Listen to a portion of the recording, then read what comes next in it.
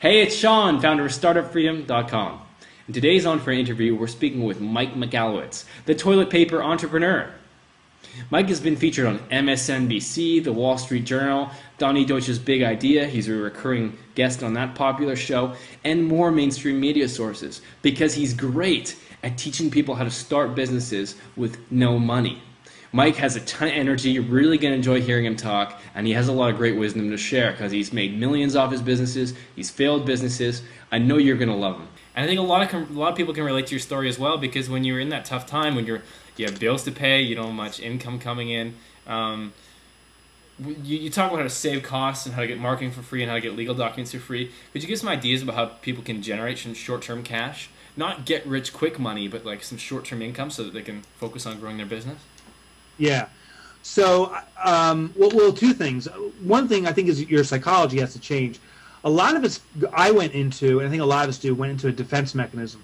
As my third business was failing, I didn't want to admit it. I didn't want to admit it to myself. I didn't want to admit it to anyone outwardly. So I continued the chest pump, and more of my energy went into how great things are, and it's going to work, and we're just tweaking and changing the minor things.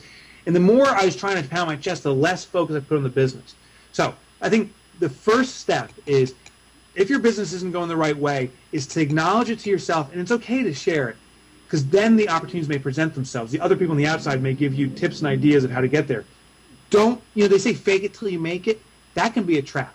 So that's just one thing.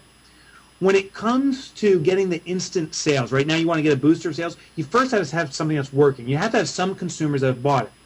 You can't just get by with, oh, I love your product, I think it's good. A lot of us come out with a new concept and we ask our friends and family and people we don't know, saying, what do you think? Everyone says it's good.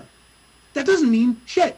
If they say good, it's just because they like you, they don't want to hurt your feelings. Ask them, will you pay for it right now? And the story will change.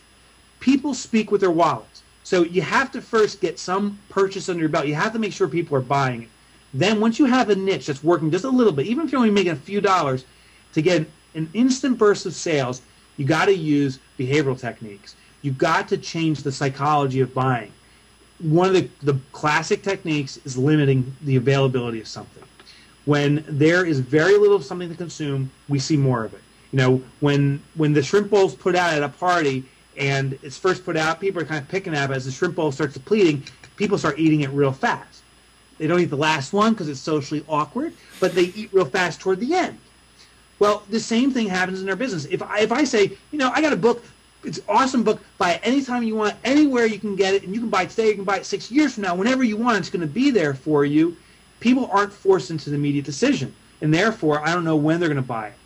But if I said, I wrote this awesome book, it's very popular, 10,000 plus readers, and there's only 50 copies left, we're never printing again, and if you don't get it today, you're not going to get it, it changes that decision mindset to, do I want it now, yes or no?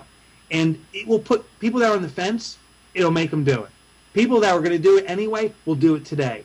So if you need a burst of sales, one technique is you have to limit the availability. It sounds counteractive, it sounds counterintuitive, but the less you have of something, the more desirous it becomes.